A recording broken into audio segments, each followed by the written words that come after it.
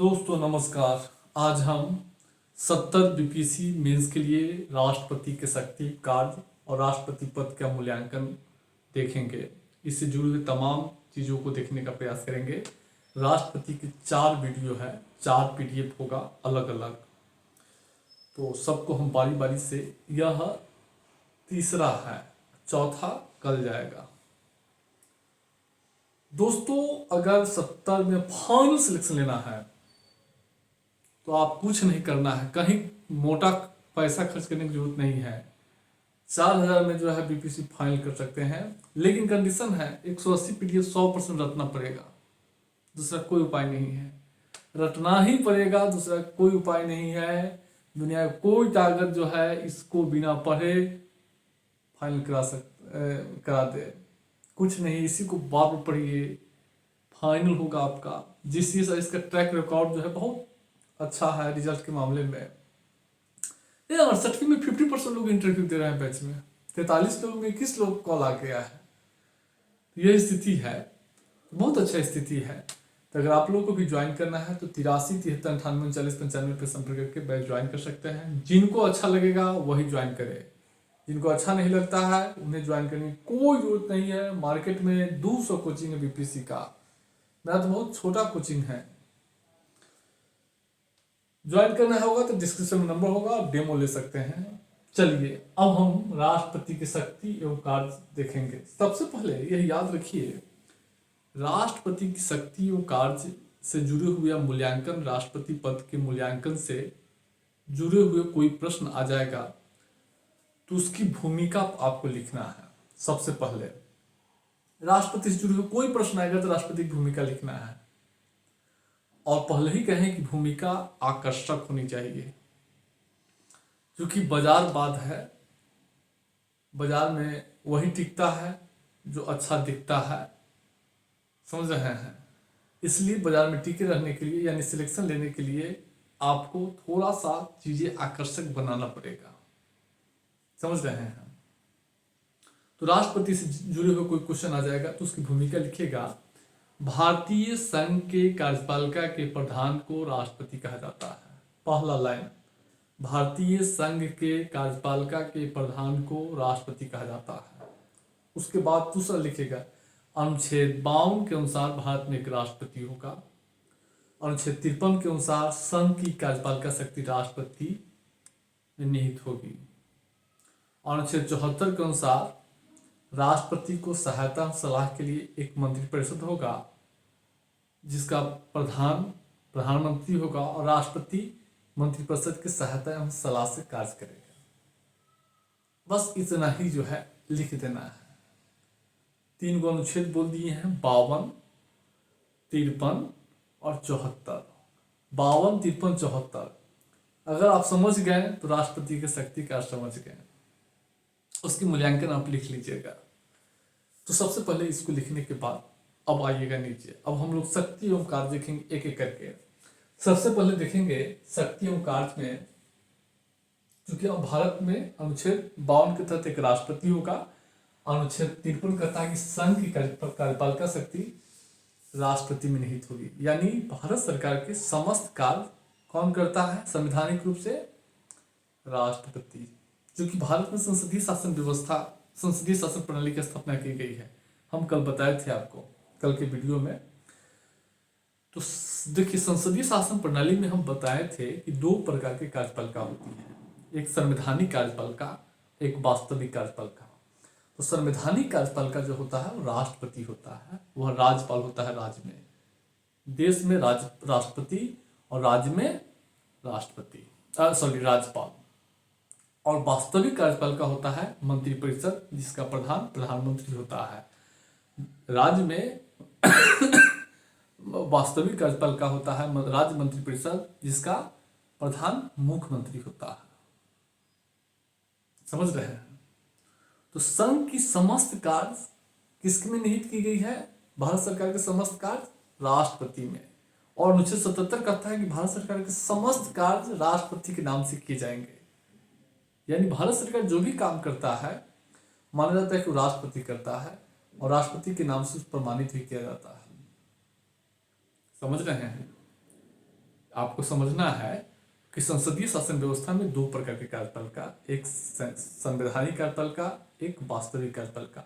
संवैधानिक कार्यपालिका राष्ट्रपति, राज्यों में राज्यपाल, वास्तविक कार्यपालिका प्रधानमंत्री और राज्यों में मुख्यमंत्री है। यही स्थिति है। तो चूंकि अनुच्छेद 53 संघ की कार्यपालिका शक्ति राष्ट्रपति में निहित की गई है, तो राष्ट्रपति में कई प्रकार की शक्ति जो है निहित की गई है। प्रशासनिक शक्ति है, कार्यपालिका कार्य है, न्यायिक कार्य है, विधायी कार्य है, समाधान का कार्य है, वही राजनयिक कार्य है। समझ रहे हैं? बहुत सारे कार्य जो है राष्ट्रपति में निहित की गई है। हम एक एक करके चर्चा करेंगे।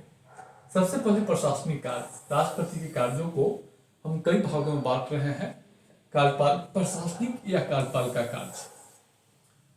और प्रशासनिक या कार्यपालिका कार्य के तहत क्या होता है कि राष्ट्र अनुच्छेद 77 के तहत जो है संघ के समस्त कार्यपालिका कार्य राष्ट्रपति के नाम से किए जाते हैं। किसके नाम से किए जाते हैं? राष्ट्रपति के नाम से। भारत सरकार के समस्त कार्य किसके नाम से किए जाएंगे? राष्ट्रपति के नाम से, याद रखिएगा। और राष्ट्रपति अपने प्रशासनिक कार्यपालिका कार्य के तहत क्या करता है कि प्रधानमंत्री अन्य मंत्री की नियुक्ति करता है अनुच्छेद 75(1) के तहत। याद रखिएगा, आर्टिकल जरूर लिखना है, आर्टिकल से नंबर बढ़ते हैं। तो अनुच्छेद 75(1) के तहत प्रधानमंत्री अन्य मंत्रियों की नियुक्ति राष्ट्रपति करते हैं अपने प्रशासनिक कार्य के तहत। देखिए, प्रशासनिक कार्य के तहत राष्ट्रपति कुछ पदाधिकारियों की नियुक्ति करता है, जिसमें सारे नियुक्ति दिखाते हैं, जैसे प्रधानमंत्री, अन्य मंत्री की नियुक्ति। देश के अटॉर्नी जनरल की नियुक्ति राष्ट्रपति करता है महान्यायवादी अनुच्छेद 76 के तहत। इसके अलावा भारत के नियंत्रक महालेखा परीक्षक की नियुक्ति जो है राष्ट्रपति करता है अनुच्छेद 148 के तहत। उच्चतम न्यायालय, उच्च न्यायालय के न्यायाधीशों की नियुक्ति राष्ट्रपति करता है अनुच्छेद 124 के तहत, अनुच्छेद 217 के तहत जो है उच्च न्यायालय के न्यायाधीशों की। उसके बाद जो है संघ लोक सेवा आयोग के अध्यक्ष और सदस्यों की नियुक्ति अनुच्छेद 316 के तहत राष्ट्रपति करता है। वित्त आयोग जो हर 5 वर्ष पर नियुक्त किए जाते हैं 280 के तहत जो है राष्ट्रपति द्वारा नियुक्त किए जाते हैं। मुख्य निर्वाचन आयुक्त अनुच्छेद 324(2) के तहत मुख्य निर्वाचन आयुक्त अन्य निर्वाचन आयुक्त की नियुक्ति राष्ट्रपति द्वारा किए जाते हैं। भारत के सभी राज्यों के राज्यपाल अनुच्छेद 155 के तहत राष्ट्रपति द्वारा नियुक्त किए जाते हैं। साथ ही साथ प्रशासन उपराज्यपाल की नियुक्ति भी राष्ट्रपति करता है। तो राष्ट्रपति अपने प्रशासनिक कार्यों के तहत, प्रशासनिक शक्तियों के तहत या कार्यों के तहत वह जो है विभिन्न नियुक्तियां करता है, जो आपके सामने में है। इसमें कुछ याद रखिएगा, अगला हम लोग चर्चा करेंगे।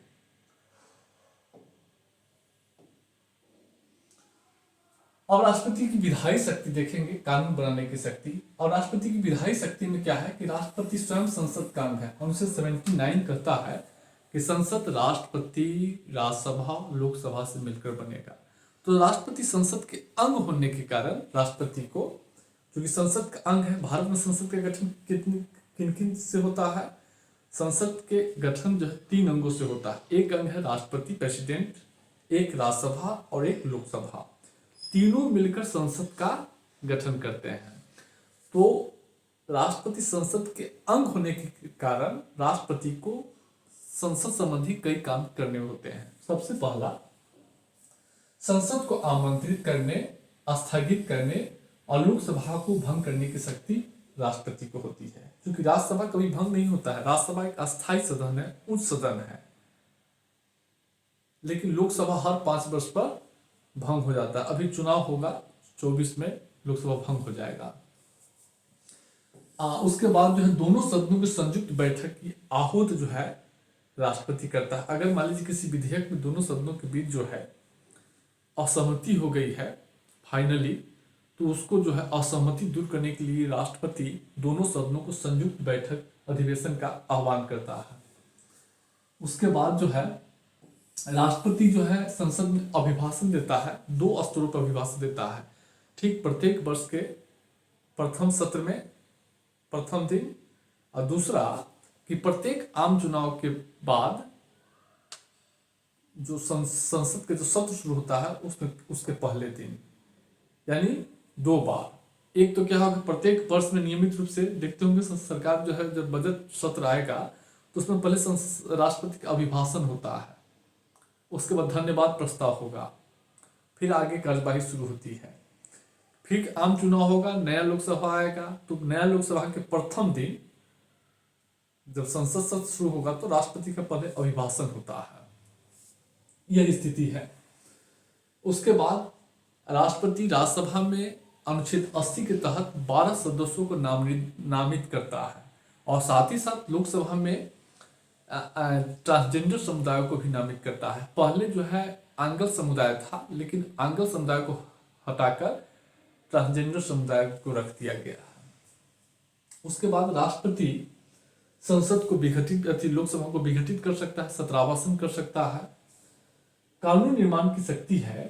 सबसे पहले संसद द्वारा पारित, संसद के दोनों सदनों द्वारा पारित कोई भी कानून, कोई भी विधेयक तब तक कानून का रूप नहीं ले लेता है जब तक राष्ट्रपति की मंजूरी नहीं मिल जाती है। अभी नागरिक सुरक्षा संहिता जो है अभी संसद से पारित हुआ है दोनों सदन से, लेकिन वह कानून तभी बनेगा जब राष्ट्रपति की मंजूरी मिलेगी। बिना राष्ट्रपति की मंजूरी, यानी दोनों लोकसभा राज्यसभा से बिल पारित हो गया, लेकिन वह कानून नहीं बनेगा जब तक वो राष्ट्रपति की मंजूरी नहीं मिलेगी, सैंक्शन राष्ट्रपति नहीं करेंगे, स्वीकृति नहीं मिलेगी। तो संसद के दोनों सदनों द्वारा पारित विधेयक को राष्ट्रपति मंजूरी देकर कानून बनाता है। अनुच्छेद 123 के तहत राष्ट्रपति अध्यादेश द्वारा कानून बनाता है। अध्यादेश तब जारी किया जाता है जब संसद सत्र में नहीं, संसद के दोनों सदन सत्र में न हो, या किसी एक सदन भी अगर सत्र में नहीं होता है तो राष्ट्रपति अध्यादेश के द्वारा कानून बनाता है। इसका वही प्रभाव होता है जो संसद द्वारा पारित कानून का होता है, लेकिन अंतर क्या है कि यह सीमित अवधि के लिए 6 सप्ताह के लिए ही होता है।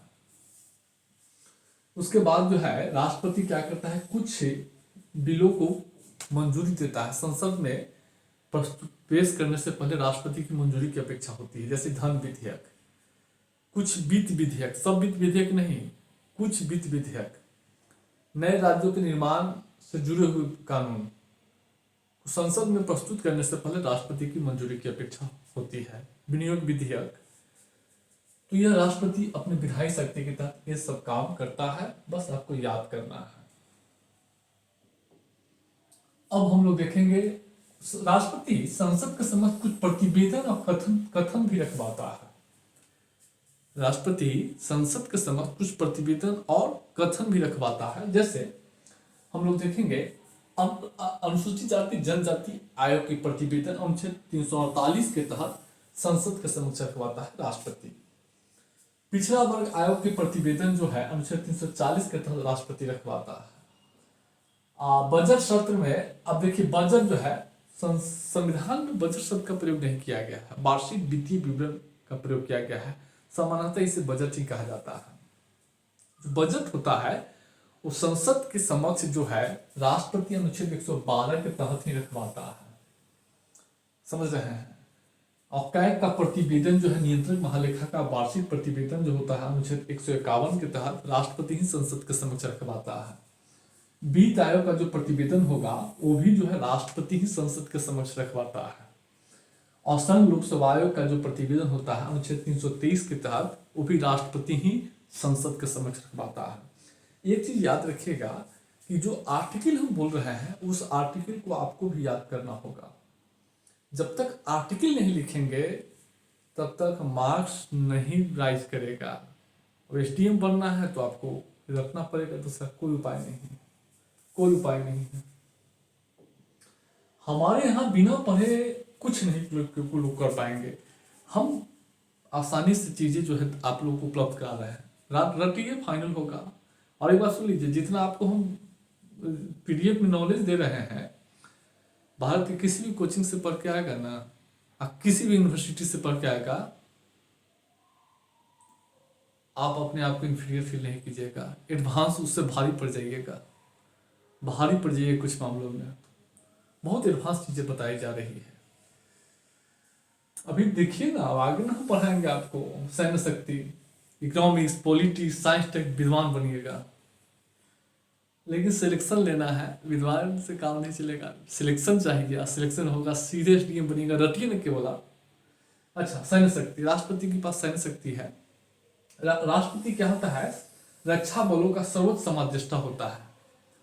साथ ही साथ राष्ट्रपति युद्ध और शांति की घोषणा करने की शक्ति होती है। देश में युद्ध और शांति की घोषणा करने की शक्ति राष्ट्रपति में ही होती है। राजनयिक शक्ति, कूटनीतिक शक्ति देखेंगे तो राष्ट्रपति विदेश में देश का प्रतिनिधित्व जो है राष्ट्रपति ही करता है। भारत का प्रतिनिधित्व विदेश में कौन करता है, राष्ट्रपति करता है। राष्ट्रपति विदेशों में भारतीय राजदूतों, राजनयिकों की प्रतिनिधियों को जो है और वाणिज्यिक जो काउंसिलर होता है उसकी नियुक्ति करता है। जो भारत के राजदूत दूसरे देशों में है उसकी नियुक्ति राष्ट्रपति ही करते हैं, समझ रहे हैं। उसके बाद भारत दूसरे देशों से जो भी संधि करार करेगा वो सब राष्ट्रपति के नाम से किए जाते हैं। याद रखिएगा, सारा संधि अंतर्राष्ट्रीय करार राष्ट्रपति के नाम से किए जाते हैं, यह स्थिति है। और साथ ही साथ विदेशी मेहमानों का प्रमाण पत्र स्वीकार जो है राष्ट्रपति ही करता है, यह स्थिति है। अब आगे हम लोग देखिए, अब न्यायिक और क्षमादान की शक्ति। सबसे पहले आपात शक्ति देख लिए। राष्ट्रपति को संकटकालीन शक्ति भी प्राप्त है। अनुच्छेद 352 के तहत युद्ध, बाह्य आक्रमण, सशस्त्र विद्रोह के आधार पर भारत में जो है राष्ट्रीय आपात की घोषणा करने की शक्ति है राष्ट्रपति को। साथ ही साथ अनुच्छेद 356 के तहत अगर राज्यों में संवैधानिक संकट पैदा हो गया है, यानी राज्यों का शासन संविधान के उपबंधों के अनुसार नहीं चला जा रहा है, तो उस स्थिति में राष्ट्रपति राज्यपाल की रिपोर्ट पर राष्ट्रपति शासन की घोषणा करता है। और वित्तीय संकट की स्थिति में वित्तीय आपात को घोषित करने की शक्ति है राष्ट्रपति को। हम इसको डीपली पढ़ाएंगे कल या परसों, जो इसको व्यापक देखेंगे, इससे मेंस में प्रश्न बन सकते हैं। तो न्यायिक और क्षमादान की शक्ति में देखेंगे, सबसे पहले देखेंगे राष्ट्रपति सर्वोच्च न्यायालय, उच्च न्यायालय के न्यायाधीशों की नियुक्ति करता है। साथ ही साथ राष्ट्रपति उस सर्वोच्च न्यायालय से परामर्श करने की शक्ति है राष्ट्रपति को अनुच्छेद 143 के तहत। और राष्ट्रपति क्षमादान, अगर किसी न्यायालय द्वारा किसी व्यक्ति को दोषी ठहराया गया है तो राष्ट्रपति उसको क्षमा कर सकता है, उस दंड को छोटा कर सकता है, उस दंड को बदल सकता है, समझ रहे हैं। और चाहे मृत्यु दंड हो या सेना न्यायालय द्वारा दिया गया हो, लेकिन कंडीशन है राष्ट्रपति संघ सूची के विषयों से संबंधित कानून के उल्लंघन पर किसी व्यक्ति को दोषी ठहराया गया तभी दे सकता है। अगर राष्ट्र सूची पर किसी व्यक्ति को दोषी ठहरा दिया गया है तो राष्ट्रपति क्षमादान नहीं कर सकता, वो राज्यपाल करेगा। लेकिन मृत्यु दंड दिया है तो कर सकता है राष्ट्रपति। उसके बाद राज्यों के संबंध में भी राष्ट्रपति को कई शक्ति है। साधारणतः राज्यपाल और उच्च न्यायालय के न्यायाधीशों की नियुक्ति करता है। राज्य विधेयकों को स्वीकृति देता है। अगर कोई विधेयक राज्यपाल राष्ट्रपति की स्वीकृति के लिए, मंजूरी के लिए रखा है तो राष्ट्रपति उस विधेयक को स्वीकृति दे सकता है, नहीं भी दे सकता है। उसके बाद राज्य लोक सेवा आयोग के सदस्य और अध्यक्षों को हटाने की शक्ति जो है राष्ट्रपति को ही है। क्योंकि बीपीएससी के सदस्य और वो अध्यक्ष है उसको नियुक्त तो राज्यपाल करेगा, लेकिन हटाना होगा तो राष्ट्रपति हटाएगा, यह याद रखिएगा। तो न्यायिक क्षमादान की शक्ति, आपात शक्तियां देख लिए। अब हम आगे चर्चा करेंगे। लेकिन एक चीज देखे हैं कि ये सारी जो शक्तियां देखे हैं वह सभी शक्ति किसके सलाह पर करेगा, मंत्रिपरिषद के सलाह पे। आज इसका प्रधान कौन होता है, प्रधानमंत्री। तो ऐसा कहा जाता है कि राष्ट्रपति रबर स्टाम्प है, राष्ट्रपति रबर स्टाम्प है, राष्ट्रपति घर के बुजुर्ग के समान है, राष्ट्रपति की कोई शक्ति नहीं है। समझ रहे हैं क्यों कहा जाता है राष्ट्रपति की आलोचना की जाती है? क्योंकि राष्ट्रपति की जितने भी प्रशासनिक शक्ति है या कार्यपालिका शक्ति है, न्यायिक शक्ति है, विधायी शक्ति है, वित्तीय शक्ति, जो भी शक्ति है, राजनयिक शक्तियां है, क्षमादान की शक्ति है, ये सभी शक्ति राष्ट्रपति स्वयं नहीं काम करता है। राष्ट्रपति किसके राष्ट्रपति डायरेक्ट काम नहीं करता है।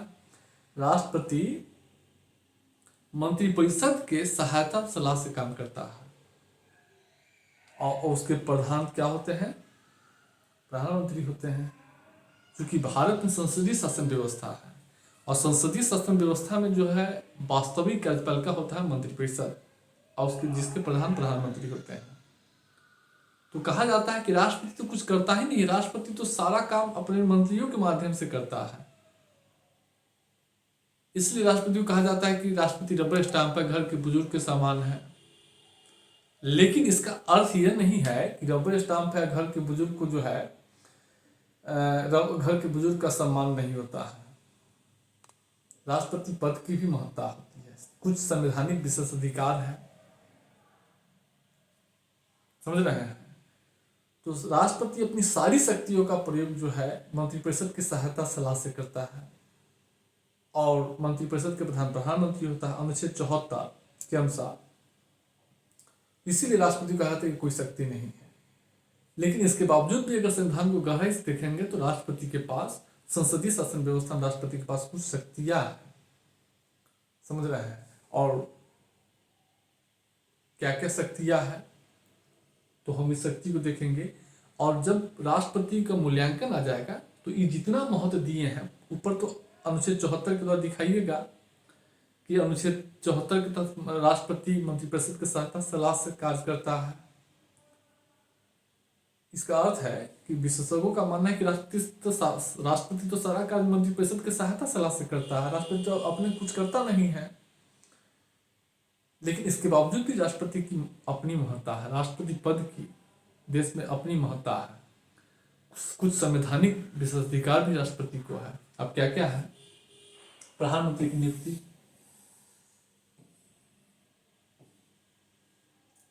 आलोचना हम कर दिए हैं अनुच्छेद 74 के माध्यम से। क्या हो गया?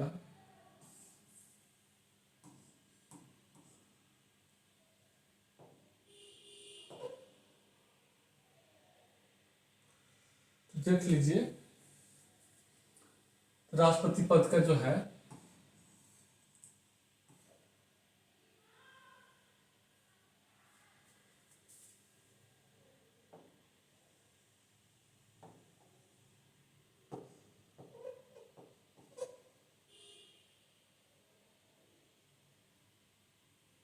तो ऐसे ही समझ लीजिए, थोड़ा सा प्रॉब्लम हो गया है।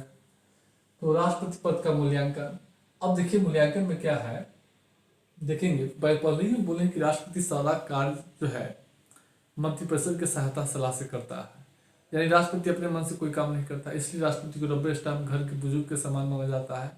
लेकिन ऐसा नहीं है, राष्ट्रपति पद की अपनी महत्ता है और संसदीय शासन व्यवस्था में राष्ट्रपति का व्यापक महत्व है। अब हम एक एक करके उसको देखेंगे तो आपको पता चल जाएगा। सबसे पहले देखिए प्रधानमंत्री की नियुक्ति। जैसा कि जानते होंगे अनुच्छेद 75 के तहत प्रधानमंत्री की नियुक्ति राष्ट्रपति द्वारा करता है। राष्ट्रपति उन्हीं व्यक्तियों को प्रधानमंत्री नियुक्त करता है जिन्हें लोकसभा में बहुमत होता है। मान लीजिए किसी एक पार्टी को लोकसभा में बहुमत नहीं मिला, कई छोटी छोटी पार्टी मिलकर जो है गठबंधन बनाया, जैसे इंडिया गठबंधन बनाया, और राष्ट्रपति के यहाँ गया कि प्रधानमंत्री नियुक्त किया जाए, तो राष्ट्रपति आंख बंद कर प्रधानमंत्री नियुक्त नहीं करेगा। राष्ट्रपति देखेगा कि किस पार्टी के पास स्पष्ट बहुमत है, कोई ऐसा पार्टी है जो बहुमत जुटा सकता है। तो राष्ट्रपति यहाँ विचार करेगा, अपनी बुद्धि विवेक से विचार करेगा कि ऐसे पार्टी को या ऐसे गठबंधन को, अलायंस को, के नेता को प्रधानमंत्री बनाया जाए जिसके पास स्पष्ट बहुमत है। समझ रहे हैं? तो यह राष्ट्रपति को बुद्धि विवेक से काम करना पड़ेगा। मान लीजिए किसी कारणवश प्रधानमंत्री की मृत्यु हो जाती है, प्रधानमंत्री की मृत्यु होते ही मंत्रिपरिषद भंग हो जाती है। वैसी स्थिति में राष्ट्रपति को स्वयं अपने विवेक से निर्णय लेना, स्वयं विवेक से नए जो है नेता को आमंत्रित करना पड़ेगा। समझ रहे हैं? उसके बाद जो है लोकसभा का भी गठन। अगर मान लीजिए कोई प्रधानमंत्री, क्योंकि प्रधानमंत्री तभी तक अपने पद पे रह सकता है जब तक उसको लोकसभा में बहुमत होगा। जैसे ही बहुमत खोएगा, विश्वास मत खोएगा, उसको त्याग देना होगा। मान लीजिए कोई प्रधानमंत्री राष्ट्रपति से लोकसभा भंग करने के लिए सिफारिश करता है, तो राष्ट्रपति को आंख बंद कर विचार नहीं करना होगा, आंख बंद कर उसके सुझाव सिफारिश को स्वीकार नहीं करेगा। राष्ट्रपति देखेगा कि अगर कोई वैकल्पिक सरकार बनने की संभावना है तो फिर सरकार बनने के लिए जो है राष्ट्रपति प्रयास करेगा, दूसरे दल को आमंत्रित करेगा। लेकिन अगर चुनाव 6 माह पूर्व बचा है तो राष्ट्रपति भी गठित कर सकता है। तो अगर मान लीजिए कोई प्रधानमंत्री सीधे लोकसभा का अगर विघटन करने की सिफारिश करता है तो राष्ट्रपति आंख में उसकी सिफारिश को नहीं मानेगा, देखेगा कि सरकार बनने की संभावना है कि नहीं। क्योंकि सीधे अगर राष्ट्रपति आंख में विचार कर लेगा तो आप मान लीजिए वैकल्पिक सरकार बनने की संभावना है तो राष्ट्र की संपत्ति जो है चुनाव में बेवजह चुनाव में खर्च हो जाएगा। उसके बाद जो है पुनर्विचार।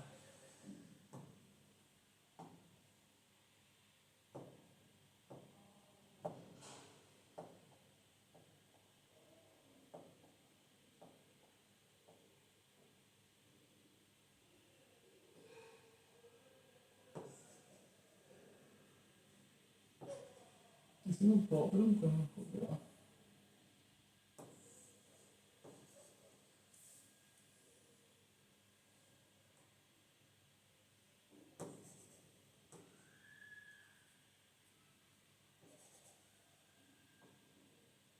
तो लोग चलिए इसको ऐसे ही देख लीजिए। तो लोकसभा का विघटन जो है सीधे सीधे नहीं करेगा। उसके बाद राष्ट्रपति अगर कोई मंत्री जो है किसी विधेयक पर उसे राष्ट्रपति के विचार के लिए अगर प्रस्तुत करता है तो या कोई विधेयक ऐसा है जिस पर मंत्रिपरिषद विचार नहीं किया है और राष्ट्रपति के समक्ष प्रस्तुत किया जाता है तो राष्ट्रपति उस विधेयकों को पुनर्विचार के लिए जो है लौटा सकता है। मान लीजिए कोई विधेयक जो है राष्ट्रपति के पास गया तो राष्ट्रपति उसमें सुझाव दे सकता है और उसको लौटा सकता है कि आप जो है इसको पुनः जो है संशोधन करके लाइए। तो राष्ट्रपति जो पुनर्विचार करने की जो लौटाएगा वह स्वयं ही विवेक से ऐसा करेगा। उसके प्रशासन और विधान संबंधी जानकारी अनुच्छेद 78 ख के तहत राष्ट्रपति प्रधानमंत्री से प्रशासन और विधान संबंधी जानकारी मांग सकता है।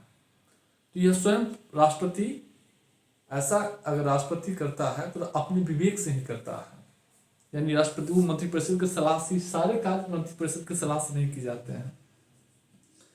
उसके बाद आपात की घोषणा, जब कोई मंत्रिमंडल आपात की घोषणा के लिए जो है राष्ट्रपति को, चूंकि आपात की घोषणा करने की शक्ति राष्ट्रपति को है, लेकिन राष्ट्रपति किसके सलाह पर कार्य करता है? मंत्रिपरिषद के। अगर कोई मंत्रिपरिषद राष्ट्रपति के पास गया कि आपात लागू कर दीजिए तो राष्ट्रपति जो है आंख बंद कर स्वीकार नहीं करेगा।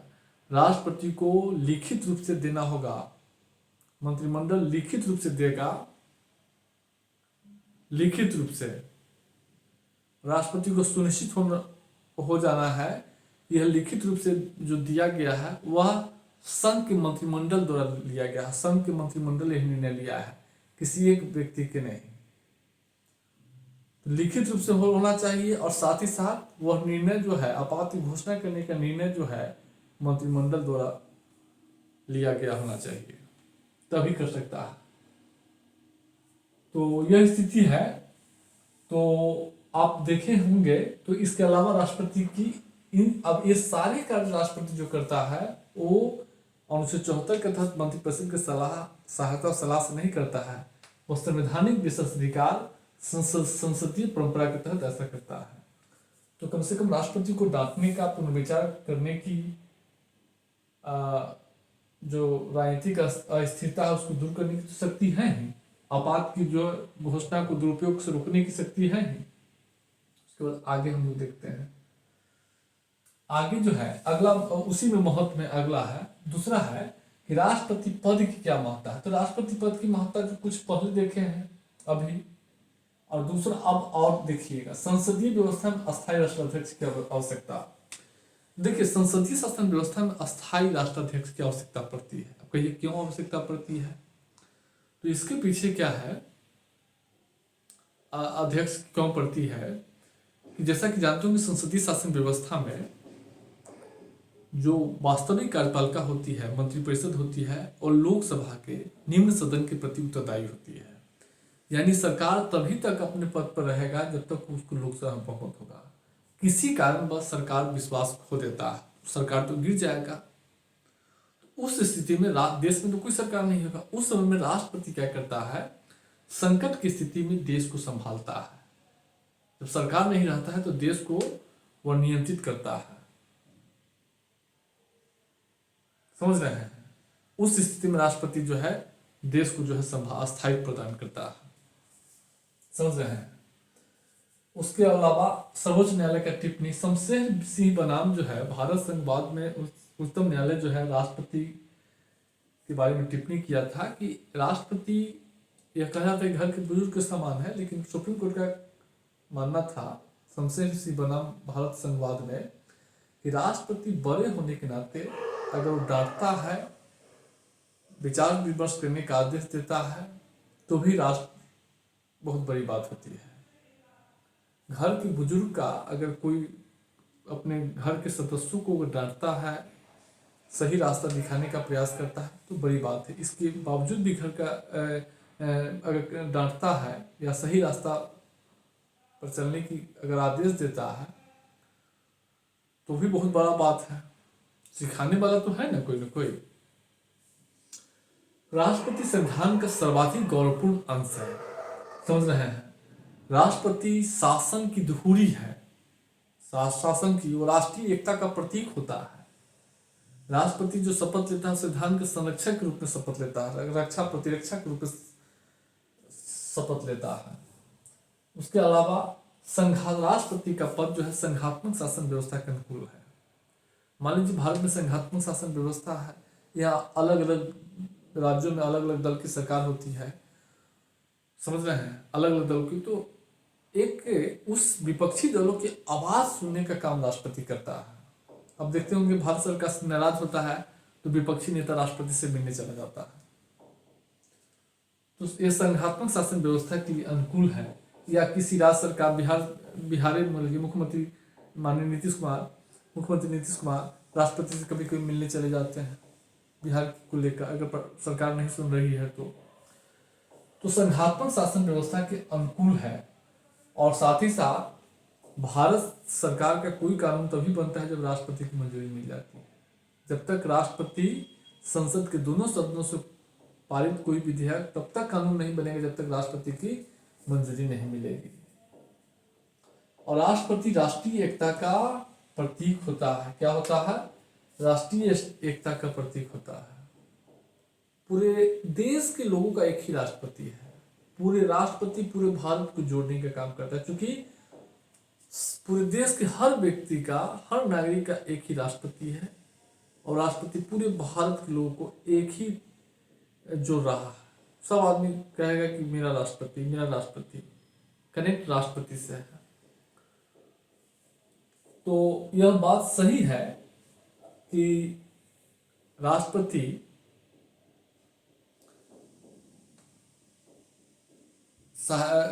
जो है अपने सारा कार्य जो है मंत्रिपरिषद की सहायता सलाह से करता है। लेकिन इसके बावजूद भी राष्ट्रपति पद की अपनी महत्ता है। अब जो है कोई भी क्वेश्चन आ जाएगा तो इस महत्ता से राष्ट्रपति के जो आलोचनीय क्वेश्चन है उसको खंडन करना है। अब देखिए, ये महत्व देख लीजिए और एक महत्व जो है आप ये देख लिए, इसको याद रखना है। और इसी महत्व से राष्ट्रपति पद को जो है अगर कोई आलोचना कर रहा है, आलोचनात्मक जो है क्वेश्चन आ रहा है, तो उससे इसी तरह से आप खंडन करेंगे, आपका आंसर तैयार हो जाएगा। यह स्थिति है, तो हम आगे फिर चर्चा करेंगे।